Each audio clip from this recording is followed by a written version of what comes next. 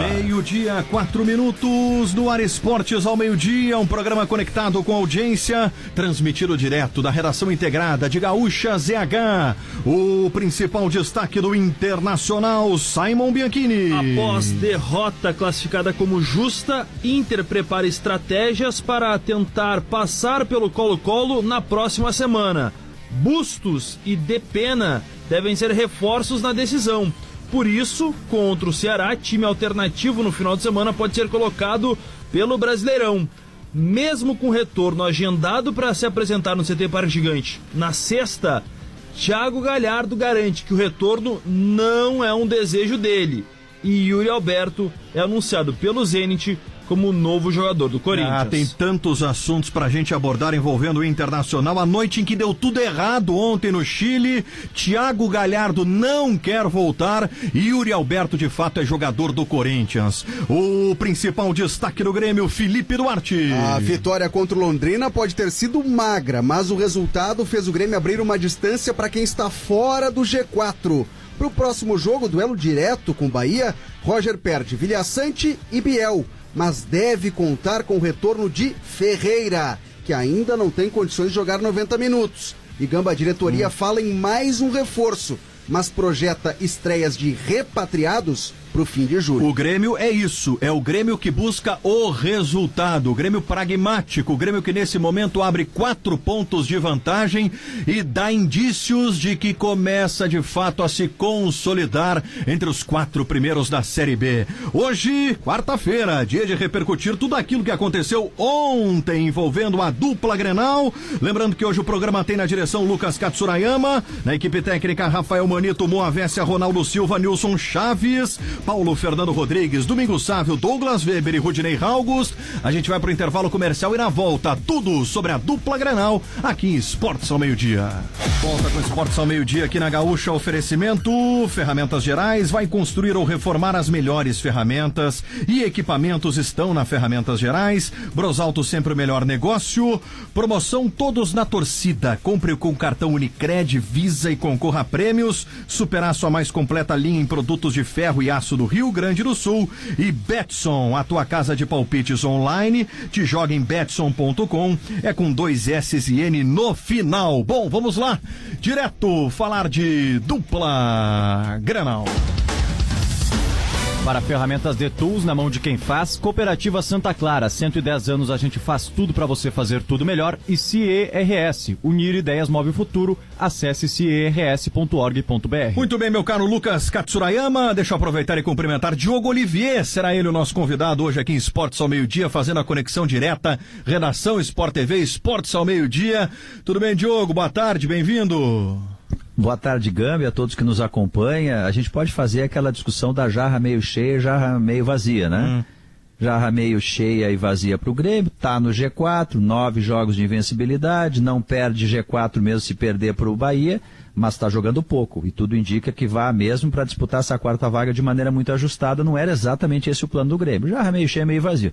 Agora o Grêmio, por enquanto, o Inter, por enquanto, só vejo jarra meio vazia depois desse 2-0. As coisas estão muito difíceis para o Inter, inclusive em função dos desfalques. Não acabou, porque a história do Inter mostra viradas incríveis e vitórias improváveis, mas o Inter desenhou um cenário muito negativo para ele a partir da derrota de ontem de 2-0. Eu tô contigo nessa. Para mim a situação do Internacional é delicadíssima para o jogo da volta contra o Colo-Colo. E aí, Simon Bianchini, a leitura que faz o Internacional, a leitura interna do Internacional, é que a derrota acabou sendo justa, em função daquilo que o Inter não produziu contra o Colo-Colo. O Inter, de alguma maneira, projetou de forma equivocada esse jogo, porque a frase do Mano Menezes na coletiva dá a entender isso, né? Pois é. O Mano foi bem sincero, né? Ele admitiu que o time do Colo-Colo teve superioridade, reclamou do campo, reclamou da decisão da arbitragem não validar o gol do Inter praticamente no último lance, o gol do Estevão, decisão que passou por sugestão do VAR, mas ele admitiu que o Colo-Colo foi superior e merecedor do resultado. 2-0, o Inter entende que poderia ter sido um resultado um pouco menos elástico, mas Gamba, o Inter faz uma autorreflexão que entende que o rendimento não foi dos melhores. E eu lembro ontem até o Rodrigo trazendo como informação lá de Santiago, falando o seguinte: o Inter vai ser um Inter pragmático. E naturalmente até a própria opção do Mano pelo Heitor, por exemplo, na lateral direita, que foi bastante criticada, foi para manter um lateral de origem. O mercado entrou na zaga e o Moledo ficou no banco. Ele faz essa correção no intervalo da partida, para tentar defender melhor. E mesmo com esse ajuste, botando um zagueiro improvisado na lateral direita, segundo o Mano, não surtiu tanto efeito, porque o Inter sofre um segundo gol e não cresceu tanto assim de rendimento do primeiro para o segundo tempo. Então há uma análise que o Inter realmente não conseguiu vencer ontem o Colo-Colo por questões suas de atitude, não só dentro e fora de campo. Não ficou aquela justificativa, Diogo, presa, agarrada à questão da arbitragem. Quando o Mano diz e reconhece que o Inter avaliou mal as condições de jogo contra o Colo-Colo, ele está assumindo responsabilidade como parte decisiva nisso, né? Não, eu acho produtivo isso, eu acho importante, porque assim, você só corrige um erro se reconhece que errou. Perfeito. Senão não tem correção. E o Inter não teve aquela análise de vestiário toda carregando a arbitragem e tentando negar o que aconteceu no campo. O Colo-Colo finalizou 12 vezes contra só 5 do Inter, mais finalizações no alvo. Sempre teve o controle da partida. Em algum momento ali do primeiro tempo, o Inter deu uma equilibrada, mas o Colo-Colo sempre conseguiu ter o controle da partida.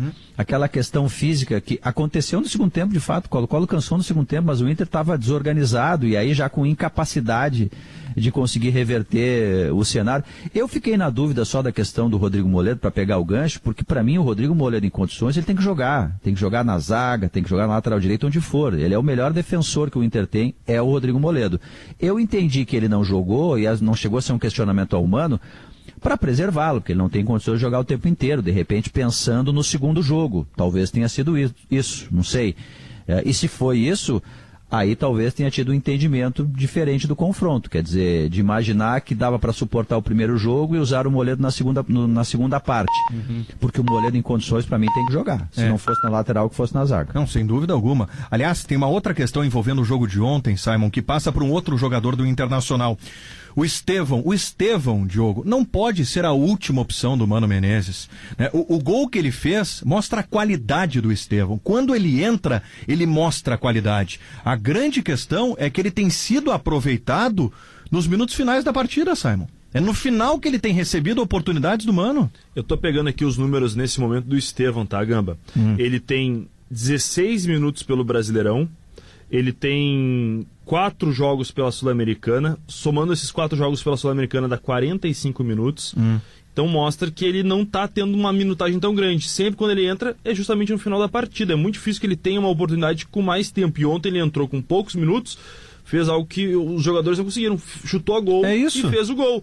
Até o campo que foi questionado por parte dos jogadores do Inter, mas ele dominou de primeira e fez o gol. O Estevão tem jogo contra o Avaí, Guarenha, Medellín, 9 de outubro e Colo-Colo. São poucos jogos. Bem lembrado pelo Diogo, não teve problema de campo para aquela conclusão dele, né? Te interrompi, Simon, mas só para dizer isso, né? O campo não foi problema para o Estevão, né? Porque a bola picou um pouquinho na frente, ele chapou ali e fez o gol. O Estevão ele é considerado um meia no Inter, né? Não é um volante, é considerado um meio-campista.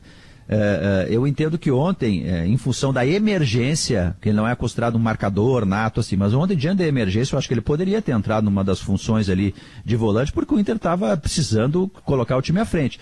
Mas eu acho que pelo que está jogando o Estevão, pela maneira como ele entra com naturalidade, ele pode ser pensado para entrar, por exemplo, antes do Maurício, inclusive. Perfeito. Pode, por que não? Ele entra na área, ele faz gol, ele melhora o time, enfim. Ele tem que começar mas a pensar. Tem 20 anos. Não, mas o Internacional não pode se basear nisso, né? Daqui a pouco os garotos do Internacional vão ganhar chance com 30. Ele é uma peça para o jogo da volta. Pelo gol que fez e foi anulado, pela maneira como ele está entrando, pela uma identificação que já se vê com o torcedor. Ele é de um grupo vencedor na base do Inter, o Sub-20 ganhou tudo aí que podia, que fosse possível. Eu acho que ele passa a ser um elemento, inclusive em função dos desfalques que o Inter terá. Com certeza. Bom, Simon, vamos lá. Vamos projetar o final de semana do Internacional, o jogo do Internacional contra a equipe do Ceará e já a partida contra o Colo-Colo. Cabe ao Mano Menezes adotar uma estratégia. Qual será a prioridade? O jogo do final de semana pelo Brasileiro ou a partida de volta contra o Colo-Colo? Vai ter uma mudança de discurso, porque lá atrás o Mano deixou bem claro, a ideia não era preservar por uma competição, ou brasileiro ou sul-americana. Só que, Gamba, pelo placar adverso, todas as pessoas que, pelo menos, a gente vai conversando, trocando mensagens, indicam o Inter vai preservar contra o Fortaleza, por alguns motivos. A logística. O Inter volta hoje à tarde, vai liberar os jogadores, amanhã treina às 11 da manhã e viaja depois para o Nordeste brasileiro. Então, naturalmente, até por ter muitos jogadores desgastados, apontando problemas musculares ou sintomas gripais, o Inter deve acabar revezando alguns jogadores. Não bota um time completamente reserva, mas alguns jogadores, como o próprio Moledo, pode aparecer em campo, o Estevão ganhar minutagem, o próprio Heitor, por que não, já que jogou, e o Bustos pode voltar na próxima terça-feira. Inclusive, Bustos e Depena, que ficaram de fora ontem, são as armas que o Inter espera colocar em campo, junto com o Tyson, por exemplo. Então, daqui a pouco, uma oportunidade para colocar e girar um pouco mais o elenco. Mas é uma ideia de, se tiver que priorizar nesse momento com 2-0 contra o Colo-Colo, ou então diante do Ceará, vai optar pelo jogo continental. Por quê? É um título mais palpável nesse momento e também, né, Gamba, tem uma situação interessante, que é a premiação, 33 milhões e vaga direta na fase de grupos da Libertadores do próximo ano. Então, por isso, neste momento, na conjectura do cenário atual, o Inter talvez opte pela Sul-Americana em detrimento à partida contra o Ceará. E aí, Diogo, acerta o Inter? Eu acho que sim, eu sou um defensor da Sul-Americana. O título que o Inter pode ganhar é o título da Sul-Americana. O Inter não vai ser campeão brasileiro, né? Estou me arriscando aqui, inclusive, né? O futebol é cheio de sobrenatural de Almeida. Mas é só assim que o Inter pode se candidatar a título brasileiro, né? Eu acho que a grandeza do Inter exige que ele persiga um título, mesmo que eventualmente esteja numa condição muito atrás. Como eu disse, a história do Inter, ela tem episódios aí de viradas, né? E não é nenhum absurdo fazer 2-0 no Colo-Colo em casa. Eu acho que o Inter tem que perseguir. E aí não se trata nem uma questão de preservação especificamente. O Inter não tem condições de colocar alguns jogadores. E aí tem que pensar no jogo que pode ter o seu jogo da virada, que seria um jogo, se o Inter conseguir essa cena, para mudar a vida dele no ano, né? Em casa, virando, enfim. Porque a competição que o Inter pode conquistar é a Sul-Americana. Eu concordo plenamente com o Diogo. O Internacional não vai ser campeão brasileiro, né, com o elenco que tem, com o cenário atual, com os concorrentes por esse título. É claro que o futebol prega algumas surpresas e tudo mais. Mesmo levando isso em consideração, tem que apostar na Copa Sul-Americana. O risco é o seguinte, né, Diogo? Daqui a pouco vai lá, encara o Ceará, perde para o Ceará, marca passo no Brasileiro, né? Cai para o Colo-Colo e aí precisa se reestruturar emocionalmente. É um grupo fragilizado emocionalmente para promover essa retomada no Brasileiro imediatamente, né? Mas aí é uma questão de olhar, entende? Assim, eu acho que o Inter não corre mais risco de rebaixamento. O Mano conseguiu dar essa estabilidade, né? A luta do Inter no Campeonato Brasileiro é disputar uma vaga de Libertadores, enfim, retomar assim um calendário maior, digamos assim. É a maneira como você olha uma situação difícil. Quer dizer, se o Inter olhar esse jogo como uma chance de mudar completamente a chave no ano, ele pode ter uma oportunidade. Porque o esporte de alto rendimento, ele não tem espaço para depressão, né? Ele tem espaço para você tentar ir até o final. E é o que o Inter tem que fazer. Se o Inter conseguir colocar em campo Depena de novo, né, que esse é um jogador-chave, ele é o líder no Inter em assistências, em participação de gol, estava olhando aqui, interceptação, cruzamento certo, ele bate muito, muito bem na bola, já é um baita de um reforço. Né? Então o Inter tem que perseguir esse jogo. Não é nenhum absurdo ganhar do Colo-Colo de 2-0. Claro que não vai ser fácil pelo que o Inter não fez ontem. Mas eu acho que o tamanho do Inter exige que o Inter vá atrás disso. É dinheiro, é vitrine, é um título que é possível. Tem que fazer isso. Bom, Simon, vamos para outros assuntos. E aí, fora de campo. 2 jogadores, Thiago Galhardo e Yuri Alberto. Vamos começar pelo Yuri Alberto, que será jogador do Corinthians, Simon. Isso. O anúncio foi feito pelo Zenit, clube russo, que intermediou, que ajudou nas negociações, apesar daquela liberação, mecanismo por conta do conflito entre Rússia e Ucrânia. A opção do Zenit, junto com o staff do Yuri Alberto, foi o empréstimo de 1 ano ao Corinthians. O Yuri até esteve acompanhando ontem na Neoquímica Arena o empate pela Libertadores entre Boca e Corinthians. O empréstimo foi concedido, o Yuri já é jogador do Corinthians e assim frustra aquele sonho. Foi assim que o Inter trabalhou nos últimos dias. Há 15 dias a ideia era tentar viabilizar alguma forma de trazer o Yuri Alberto. Não conseguiu, agora volta para o mercado para buscar um outro centroavante para reforçar o time de Mano Menezes. E aí chegamos em Thiago Galhardo, que deu uma entrevista, uma manifestação polêmica que irrita parte da torcida do Internacional. Importante contextualizar a entrevista do Galhardo e o que foi dito por ele, Simon. Ele se manifestou aos colegas do Gol.com ontem no evento no Rio de Janeiro. Ele declarou, ele foi questionado sobre o retorno ao futebol brasileiro, o retorno ao Internacional. E a declaração que viralizou, causando muita fúria de muitos colorados, foi a seguinte. Vamos lá, vamos ouvir. Não quero voltar não, mas tudo indica que sim. O Inter, todo mundo sabe que eu tenho contrato com o Inter, não é um desejo meu, mas por outro lado, esse tempo fora me fez sentir saudade dos meus filhos, fiquei 9 meses e meio sem vê-los. E a única coisa que hoje mexe e motiva para poder voltar. Desejo permanecer fora, viver, ter vivência, e aqui a gente acaba sobrevivendo ao futebol brasileiro. Não sei o que vai acontecer, pode ser que feche alguma coisa nas próximas horas, nos próximos dias, mas o desejo seria sim, continuar fora. Não quer voltar, não quer voltar. Vou colocar trecho de novo, Simon, desculpa, só o início pro torcedor que ainda não ouviu, por gentileza, vamos lá. Não quero voltar não, mas... Não quero voltar não. É sobre um desejo em voltar para o Internacional. E tem uma outra questão, um outro vídeo, também publicado pela Raíssa Simplício, nossa colega que divulgou esse vídeo, uma outra resposta, e abre aspas para o Galhardo. Se eu pudesse escolher, eu ficaria no Rio. Sou daqui, tenho meu filho aqui, minha mãe... minha mãe, família. Pelo menos essa manifestação do Thiago Galhardo. Mais uma vez, não só quer voltar, dizendo que não quer voltar, não só para o Brasil, mas para o Rio Grande do Sul. Mais 6 meses de vínculo tem com o contrato. E aí, Diogo? Acho que a gente perdeu o contato com o Diogo. Perdemos o contato. Eu tô aqui. Oi, Opa. Fala, Diogo. Agora sim. Não, primeiro uma entrevista muito infeliz do Thiago Galhardo, porque inclusive ele fala em algum momento ali de que, olha, por outro lado é bom voltar pelos filhos, mas eu quero viver, eu quero continuar fora. Puxa vida, então daqui a pouco os filhos não é o objetivo. Mas enfim, não vou entrar nesse mérito aí, eu acho que foi uma entrevista infeliz. Porque tem coisas que você pode pensar, mas não pode falar. É uma ingratidão com o Inter, uma deselegância com o Inter, com o seu torcedor. O Inter abriu espaço para o Thiago Galhardo no momento que a carreira dele estava indo mais para o final, sem tanto brilho assim. Ele foi para a seleção brasileira pelo Inter, foi jogando no Inter que ele ganhou espaço na Europa. E aí você dizer assim que não quer voltar de jeito nenhum, eu acho uma deselegância com o Inter, especialmente mantendo o vínculo que ele tem com o clube. E vamos combinar que o Thiago Galhardo é um cara muito inteligente, a gente dizia isso quando ele dava entrevistas lúcidas aqui. Ele sabia exatamente o que estava fazendo. Ele disse que não queria voltar justamente para inviabilizar a volta dele. Ele não queria voltar, né? Fala como se tivesse, sei lá, 1000 propostas do exterior, parece que vai pro Real Madrid, pro Barcelona, mas... é um direito dele não querer voltar, mas eu acho que ele foi muito deselegante. Se eu tivesse que usar uma expressão, olha, ele foi muito deselegante ao dizer que não quer voltar desta forma, tendo contrato com o Inter. Eu tô, Diogo, numa enorme expectativa para sexta-feira. Ele tem que ser sexta-feira. O contrato dele acaba com o Celta na quinta e a partir de sexta já estava previamente agendada uma reapresentação do jogador no CT Parque Gigante para cumprir esse restante vínculo que ele tem com o Inter. Vamos verificar se esse prazo está mantido, será alterado. Lembrando, ele foi procurado por algumas direções.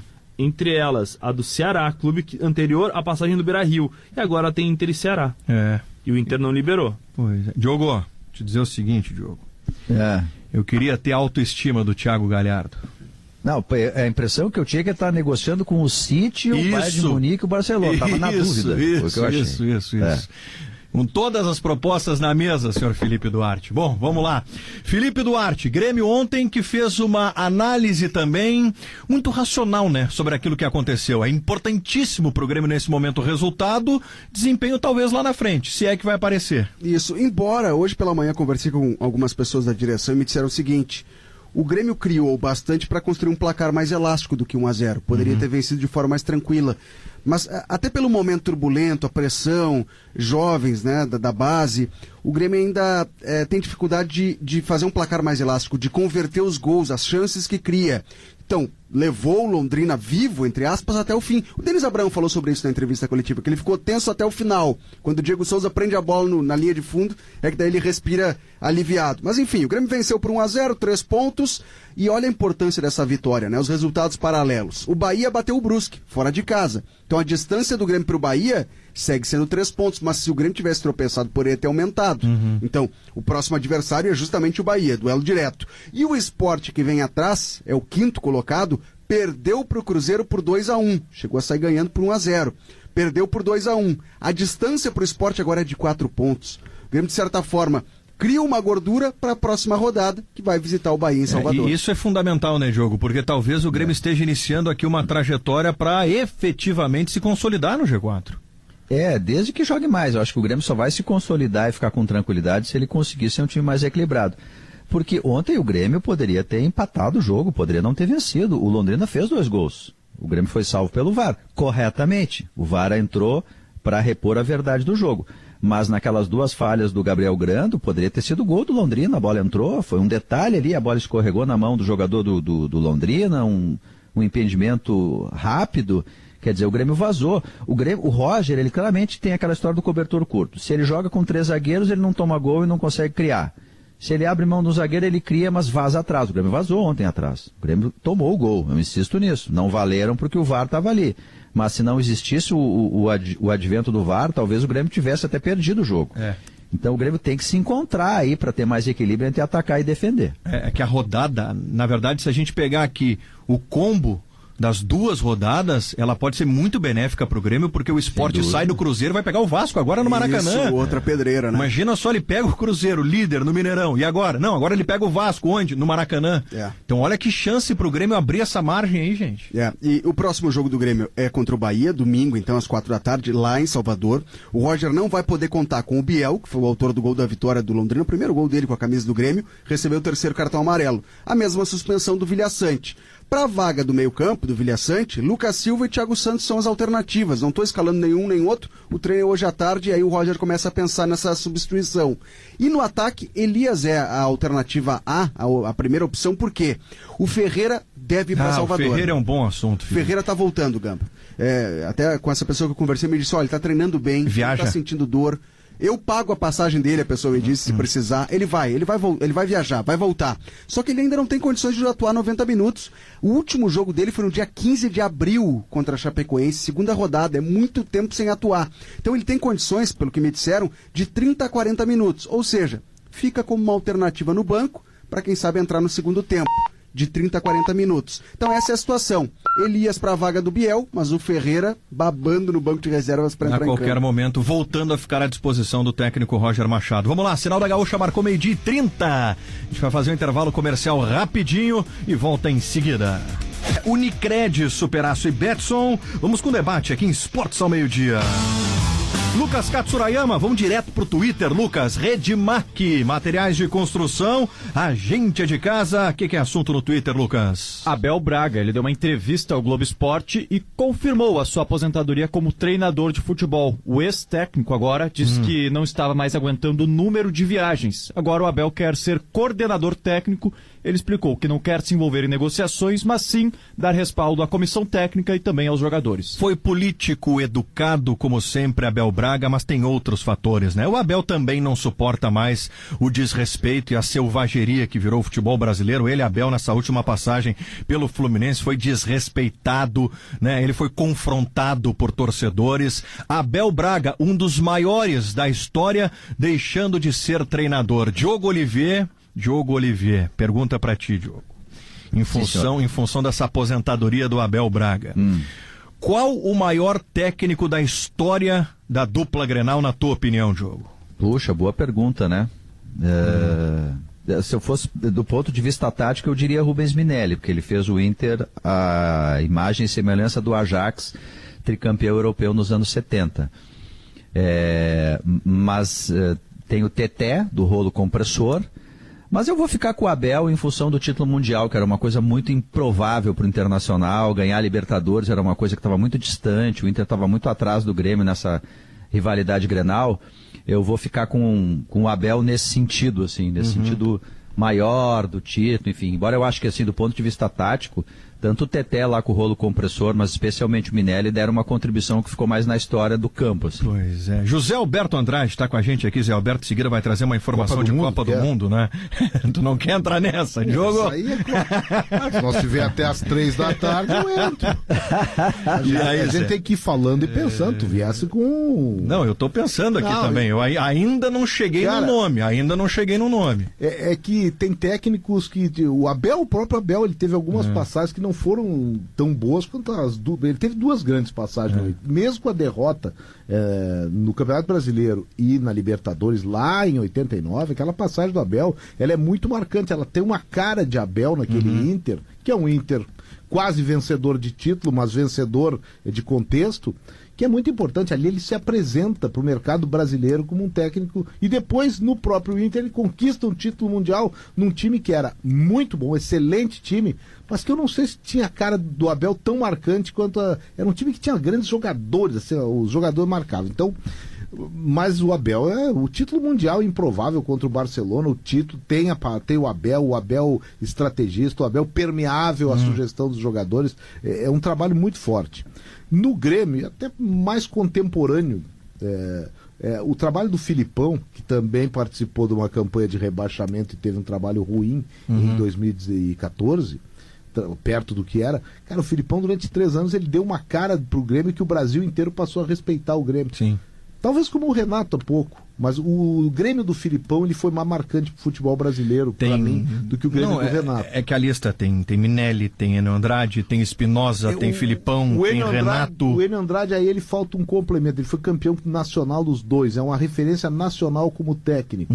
O fato de não ter vencido o Campeonato Gaúcho num tempo que o Gauchão tinha outra dimensão, talvez pese contra o Enio Andrade. É uma pergunta muito difícil. É difícil. Teté é um cara que a gente não viu bem o trabalho, mas conhece bem. Foguinho foi um técnico que revolucionou. Tite? O Tite pode ser colocado, porque o Tite é o único técnico campeão por 3, campeão de competição internacional. É muito complicado, Mas enfim, a gente depois prepara um programa especial para isso. Boa Ô, Gamba, deixa eu dar minha opinião do Grêmio. Show de bola. Boa, vamos lá.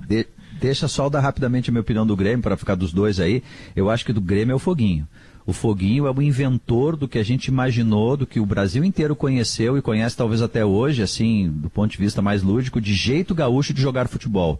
De ter disciplina tática, de ser um jogo muito físico, de tentar superar o talento que era muito maior dos times do Rio e São Paulo por 1 milhão de motivos, com uma outra coisa que tinha já na Argentina e no Uruguai.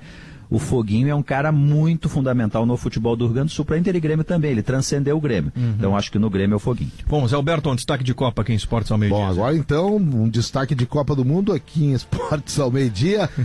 Vai abrir nova temporada de venda de ingressos. Atenção, você que quer ir ao Catar ver a Copa do Mundo. No próximo dia 5, às 6 horas da manhã, horário brasileiro, você entra lá no site da FIFA, fifa.com/es/tickets, e a partir das 6 da manhã do dia 5, próximo, uma nova temporada de venda. Vai até dia 16 de agosto. Às 5 horas da manhã, horário brasileiro. Só que não deixe para a última hora, porque vai ter ordem de pedido, ordem de chegada de pedido, sendo critério para venda destes ingressos. Curioso que a FIFA deu uma prioridade para 10 países, além do Catar, que é dono da casa. Na lista que foi dado hoje, primeiro que no release da própria FIFA, constam apenas 9 países. E não está o Brasil. Então acho que houve um erro, talvez de digitação, porque o Brasil foi dos países que mais pediu ingressos nas outras séries, e o Brasil está incluído nessa série de prioridades. A FIFA vai ter que esclarecer esses 10 países que falta um, além do Catar. Portanto, ingressos à venda a partir do dia 5 de julho. Pode ter ingresso individual, e o máximo que a pessoa pode comprar e pagar, o que é importante, já paga direto no site, o máximo que pode é 6 ingressos, 6 por CPF, se a gente for usar uma linguagem brasileira, mas são 6 ingressos por jogo e 60 ingressos para a Copa do Mundo inteira, até porque o Catar permite que tu assista mais de um jogo no mesmo dia. Faltam 144 dias, 21 horas e 19 minutos para a Copa do Mundo, e na Gaúcha tem o patrocínio de Grupo Felite, um dos maiores grupos de concessionárias do sul do Brasil, KTO.com, onde a diversão acontece. Vem junto, somos a Cressol, sua instituição financeira Cooperativa Tramontina, respeito pelo seu churrasco e Lojas Colombo, felicidade do seu jeito. Intervalo e já voltamos com Esportes ao meio-dia. De volta com Esportes ao meio-dia, oferecimento Ferramentas Gerais, Brosalto, Unicred, Superaço e Betson, hora de opinião, comentário de Pedro Ernesto Denardim, que comenta aqui Lucas Katsurayama para... Esponqueado Chevrolet, revenda que não perde negócio, Modular Cargas, moldando soluções sustentáveis, a Modular sabe o que faz. E a FMP é a única faculdade de Direito em Porto Alegre a receber o selo OAB recomenda 3 vezes seguidas. Vestibular em 5 de julho no site fmp.edu.br, Direito é na FMP. Alô, Pedro. Felipe Gamba, a derrota do Internacional ontem foi decepcionante. Primeiro pelo resultado. Não é irreversível? Não é irreversível. Mas é um complicador muito grande que o Inter não precisava encontrar. Levou 2-0, teve um gol anulado bastante discutível, mas sobretudo jogou pouco. Pouco, muito pouco. Nem parecia que era uma partida decisiva, quando os times têm que jogar com tudo, a 100 por hora. O Inter parecia travado, parecia encolhido, parecia, sei lá, outra coisa que não fosse o time do Internacional. Então, jogou mal, perdeu e trouxe tudo para Porto Alegre, ou seja, trouxe muita complicação. Tem que fazer 3 gols para eliminar o adversário. E o Grêmio?